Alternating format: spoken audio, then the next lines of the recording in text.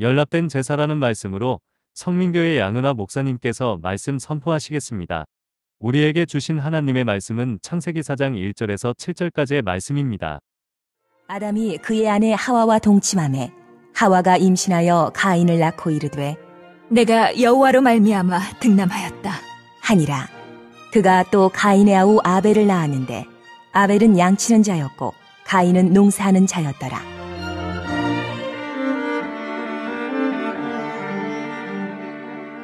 세월이 지난 후에 가인은 땅의 소산으로 제물을 삼아 여호와께 드렸고 아벨은 자기도 양의 첫 새끼와 그 기름으로 드렸더니 여호와께서 아벨과 그의 제물은 받으셨으나 가인과 그의 제물은 받지 아니하신지라.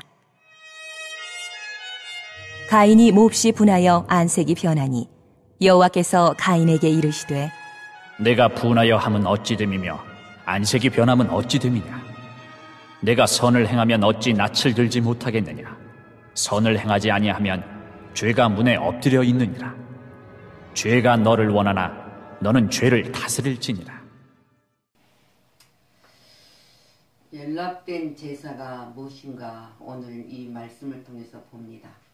오늘 가인과 아벨은 세상에서 처음으로 출생한 아담의 아들들입니다. 그리고 최초 인간의 범죄는 세상에 죄가 유입되게 하였고 또 이후 인류의 타락한 역사로 만들었던 것을 봅니다. 본문은 인류 최초 살인사건의 배경이 되는 아담의 두 아들 가인과 아벨의 제사와 그 결과에 대한 기록으로 인간의 범죄로 말미암아 세상에 유입된 죄의 심각한 파괴성을 보여주고 있는 본문입니다. 가인과 아벨이 각각 땅의 소산과 양의 새끼로 하나님께 제사를 드린 사실과 하나님께서 아벨과 그의 제물을 연락 반면에 가인의 그 제물은 연락하지 않았다는 사실, 그에 대한 가인의 악한 반응에 대하여 기록하고 있는 것이 오늘 본문의 말씀입니다. 그래서 이 본문을 통해서 우리에게 주는 하나님의 말씀의 교훈이 분명히 있다는 사실입니다. 두 사람의 재물의 차이는 어떤 거였습니까? 가인은 농사는 자였고 아벨은 양치는 자였다. 그들은 자기의 소산에 따라 마땅히 드린 것을 생각하고 있습니다. 그러나 아벨의 제사는 하나님이 정하신 대로 양 첫 새끼와 그 기름으로 하나님 앞에 드렸다. 그렇게 기록이 되어 있어요. 근데 가인은 자기의 생각대로 농사 지은 땅의 소산에 따라요 제물 삼아 하나님께 드리는 것이었다.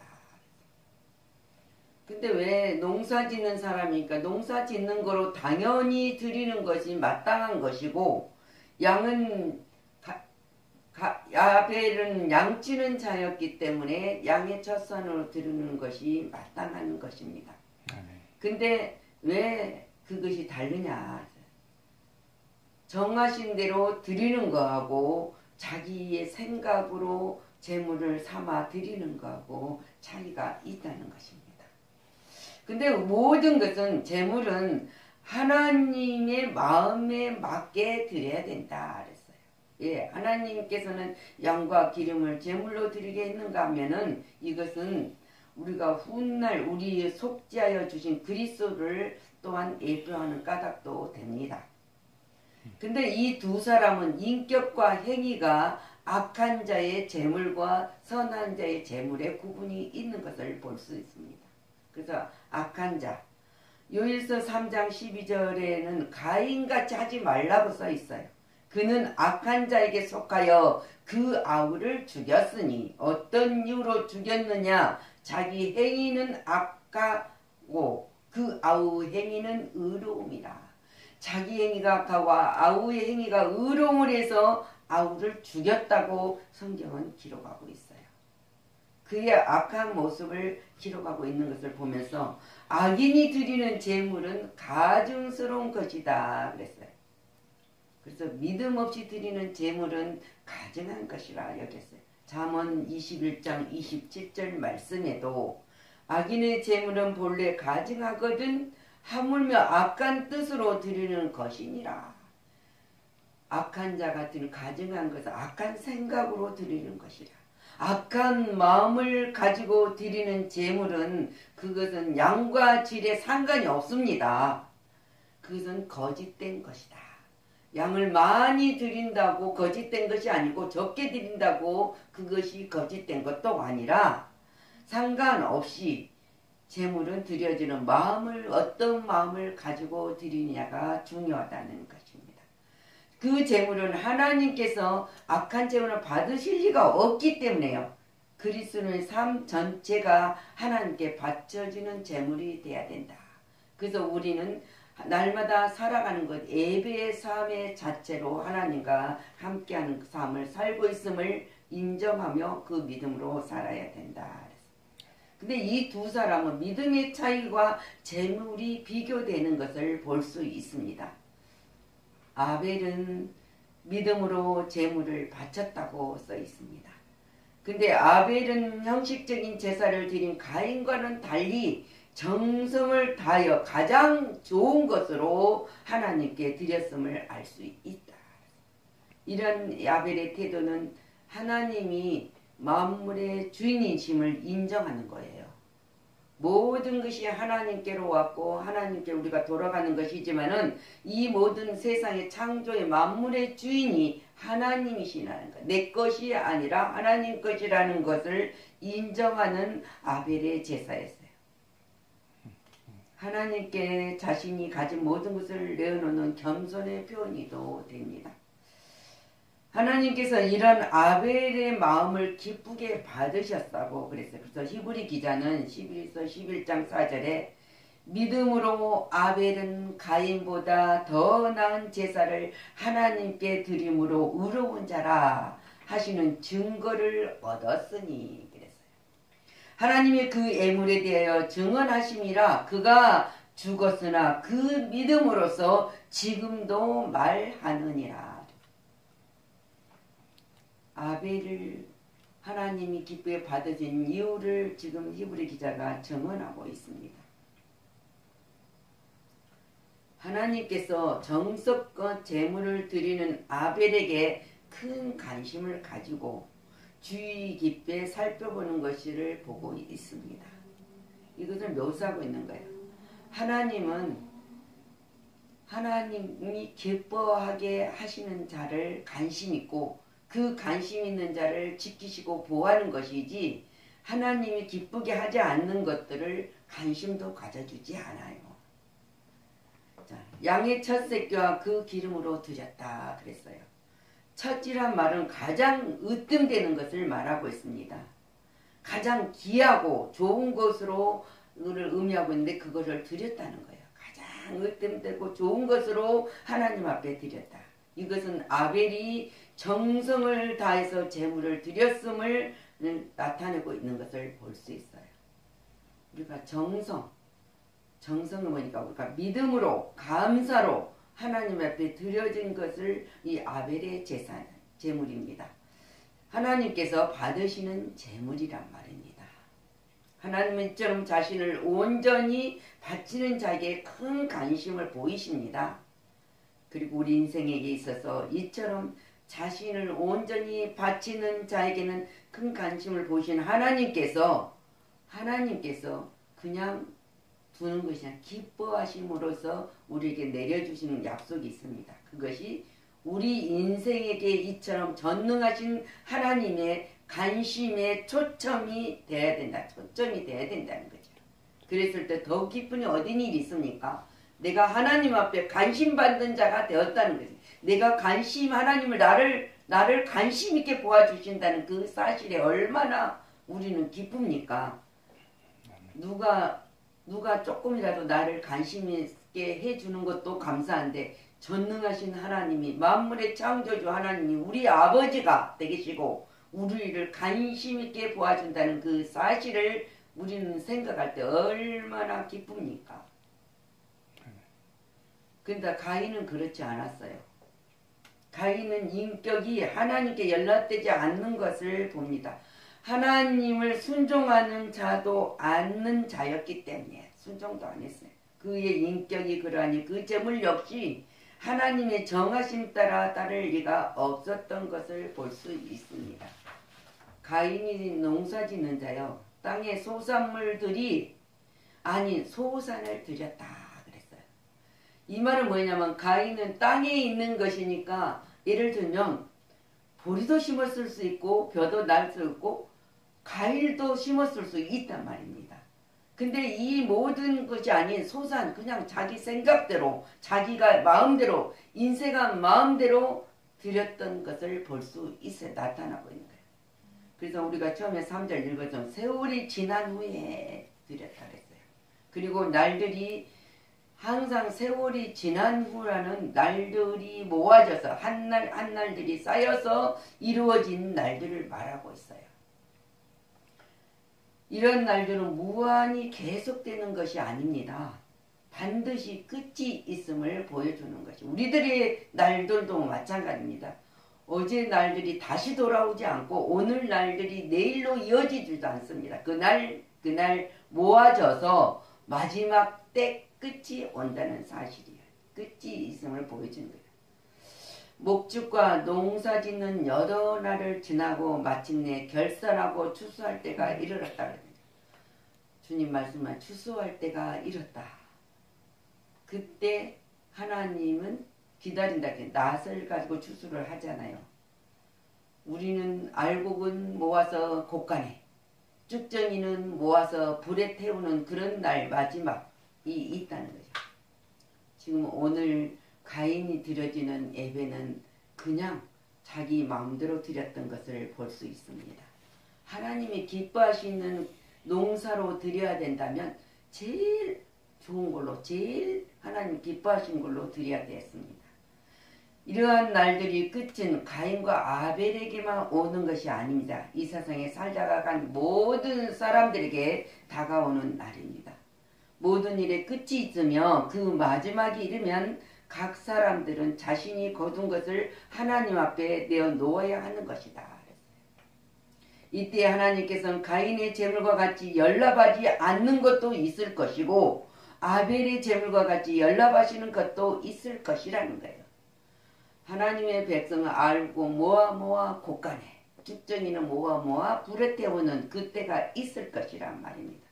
근데 우리는 그때가 현실에 내일이 있을지 모레가 있을지 모르는데도 우리들은 마지막 날, 마지막에 대비하는 준비를 하지 않고 있다는 사실이에요. 그래서 우리는 날마다 준비하는 자가 있어야 된다. 이 가인과 아벨은 생활의 차이나 믿음이 드려지는 재물도 달랐던 것을 볼 수 있습니다. 아벨은 믿음으로 살았어요. 가인은 믿음 없이 살았다. 그리고 가인에게는 항상 회개할 기회가 주어졌지만 회개할 줄을 몰랐다 그랬습니다.